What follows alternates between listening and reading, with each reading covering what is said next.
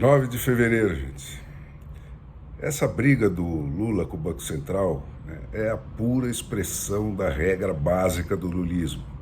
Né?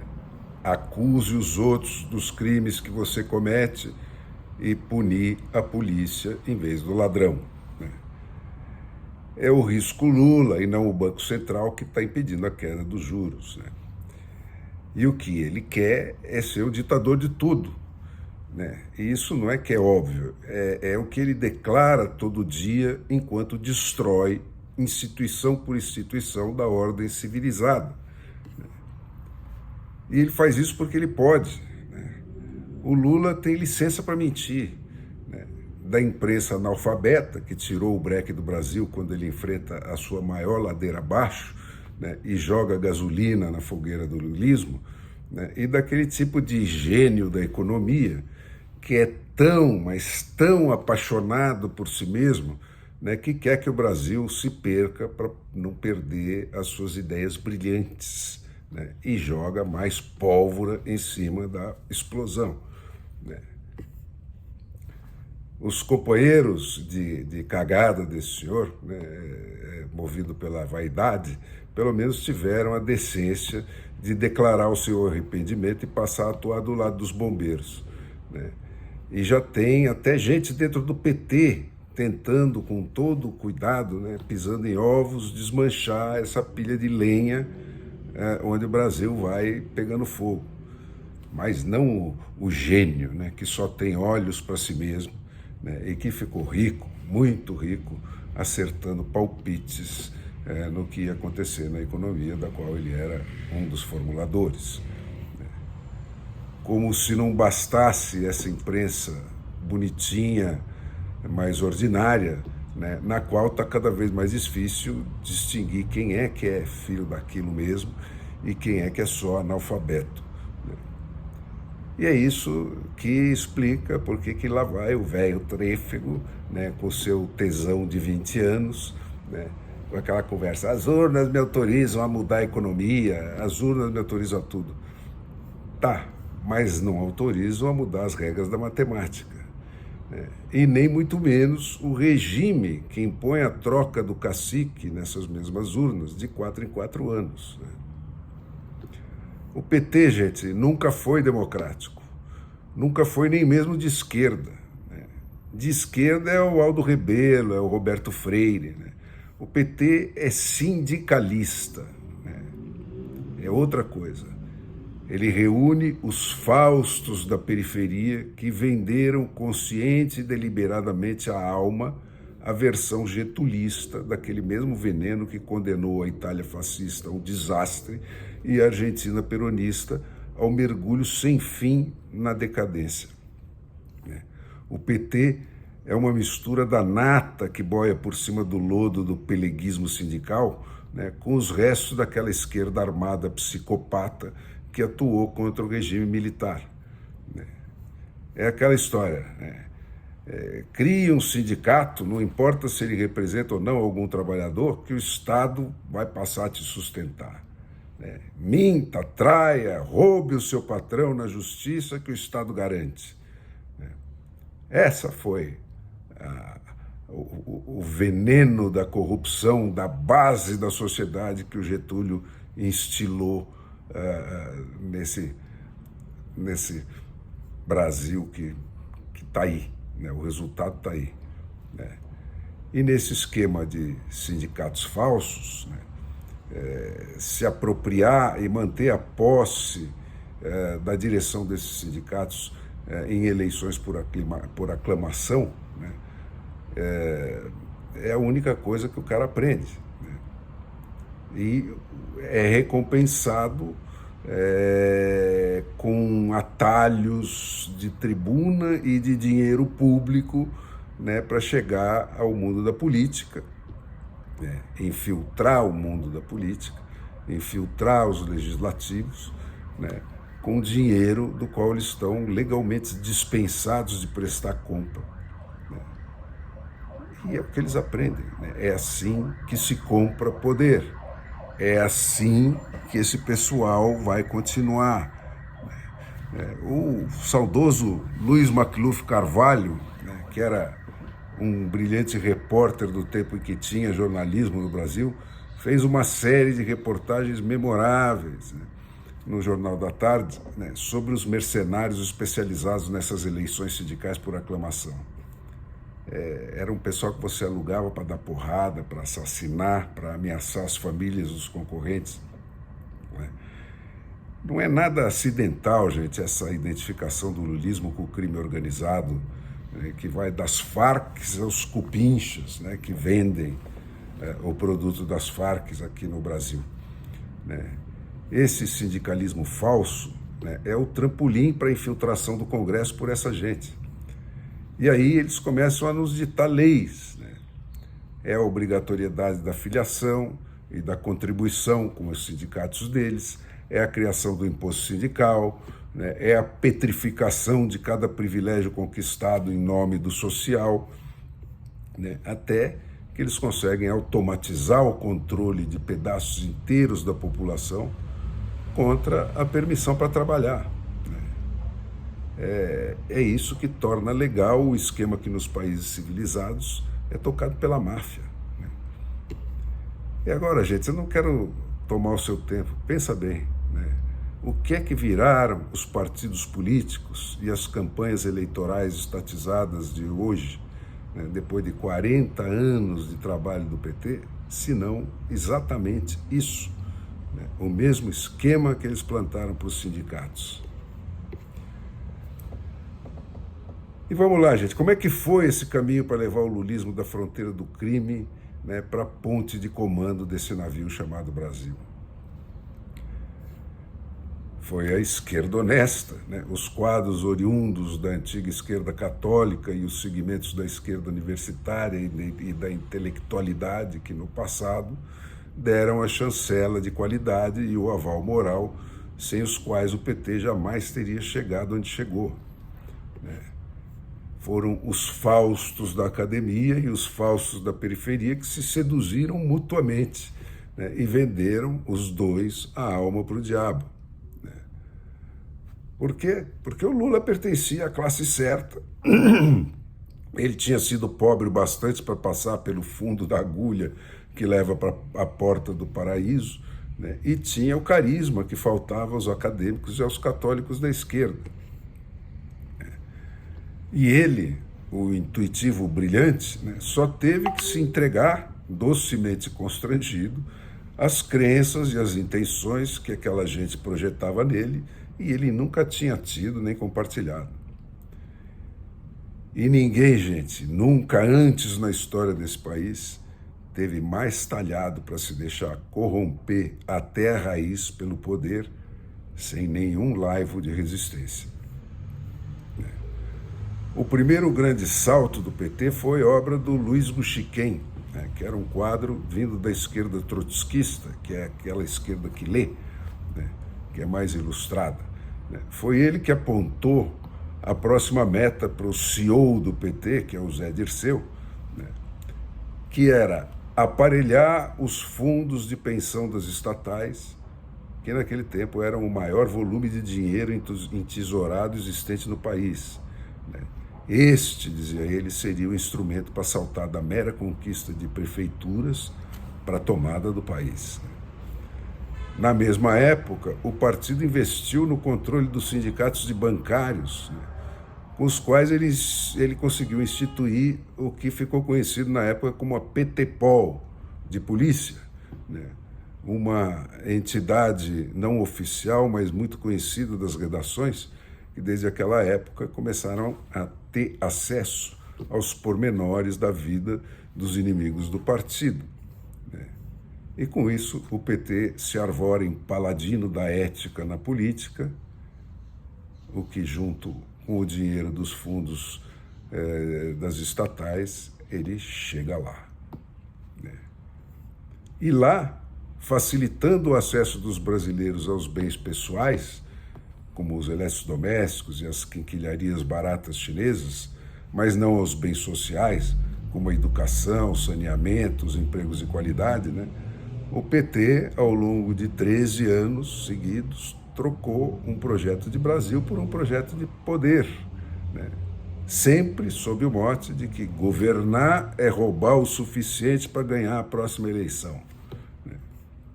Mas então, pelas mãos de um juiz e de um grupo de promotores com mestrado lá na terra do John Wayne, naquela terra onde tem xerife, veio o mensalão. E o resto é uma história que a gente conhece. O golpismo, gente, no PT é genético. A volta por cima vai se dar com o casamento do Gramsci com o Foro de São Paulo. E a morte da imprensa, que vinha sendo ocupada pelo funil da obrigatoriedade de diploma de jornalismo, que foi outra obra do PT para facilitar a tomada das redações, abre a grande janela de oportunidade. Conquistadas as tribunas mais poderosas do país, o novo esquema consiste no seguinte: ao reagir a todo e qualquer fato novo com bofetadas na cara da lógica e do senso comum, o PT vai conseguindo que cada bofetada nova pareça menos chocante que a anterior. E isso vai desensibilizando o ouvinte, até que agredir a lógica se torna a regra, e, portanto, parecido com a lógica, e não a exceção, que é aquilo que, por inusitado, aciona os nossos alarmes cognitivos. O país vai se acostumando com o absurdo. Tudo bem, isso funciona, mas com limites. A grande reviravolta na sorte do Brasil, a reviravolta definitiva, ainda está envolta em obscuridade. Um dia ainda a gente vai saber o que é que tinha naqueles muitos terabytes de grampos da Vaza Jato,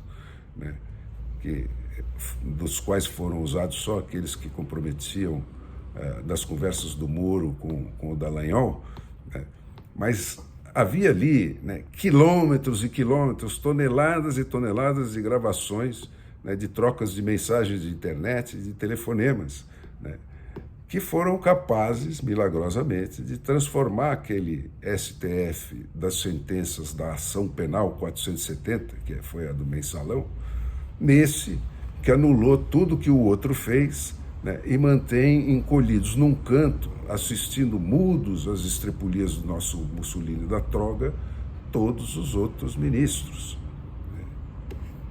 O que tem naquelas horas e horas de gravações e de trocas de mensagens de internet que tem força bastante para virar votos de deputados e senadores e para calar a boca de juízes e promotores?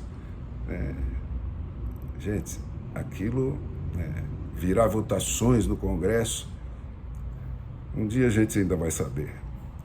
Mas daí para frente entrou em cena a última temporada da série A Queda da Democracia Brasileira.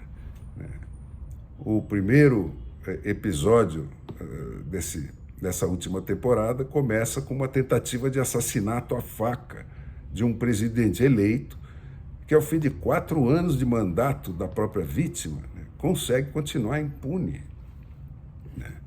O segundo trata da anulação da ação penal 470, implicando a extinção de fato de todo o Poder Judiciário brasileiro, nas pessoas dos seus 9 juízes das suas 3 instâncias que condenaram o Lula por unanimidade.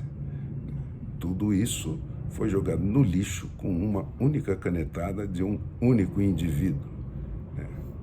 Foi aí que morreu o sistema, o modelo republicano de governo de 3 poderes. E o enterro final viria a se dar com a reeleição do Rodrigo Pacheco para a presidência do Senado, que potencialmente pode anular também o poder legislativo inteiro.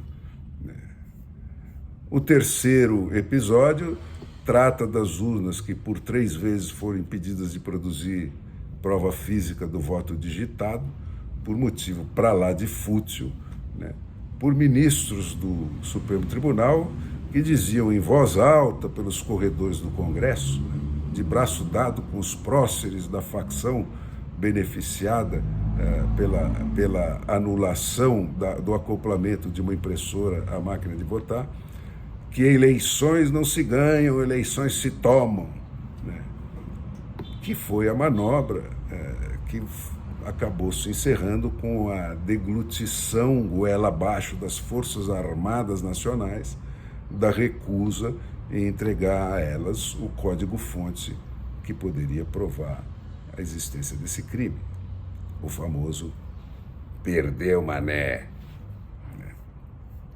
No quarto episódio, a campanha lulista para a eleição troca os marqueteiros daquele passado ingênuo pela sucessão de decretos draconianos do Mussolini do nosso STF, que só não proibiram o Bolsonaro de fazer campanha exibindo a própria cara. Todo o resto foi proibido. No quinto episódio, se impõe contra a ameaça de cassação da concessão a obrigação de ter um esquerdista em cada programa da única televisão que insiste em manter o seu senso crítico. E censura-se, desmonetiza-se, exila-se, bloqueia-se os bens e caça-se os passaportes de todo mundo que chama os decretos do Mussolini do que eles são, ou que menciona qualquer dado da biografia real do Lula na internet.